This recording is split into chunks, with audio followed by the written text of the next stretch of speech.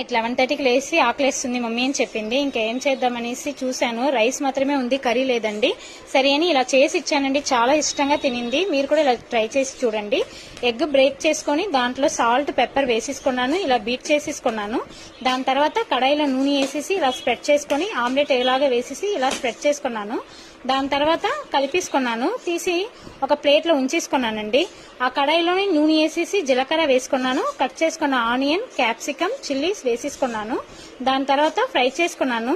లైట్గా ఫ్రై అయ్యాక చూడండి సాల్ట్ వేసుకున్నాను, చిల్లీ పౌడర్ వేసుకున్నాను, తర్వాత ధనియాల పౌడర్ కొంచెం వేసుకున్నాను, పెప్పర్, గరం మసాలా, పసుపు వేసేసుకున్నాను.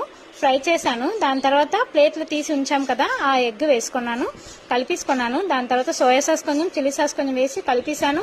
స్టవ్ ఆఫ్ చేస్తాను. దాని తర్వాత రైస్ వేసేసుకొని ఇలా కలిపేశానండి, ఇచ్చాను. చాలా బాగుంది మమ్మీ టేస్ట్ అని తినింది. చాలా హ్యాపీ అయిందండి.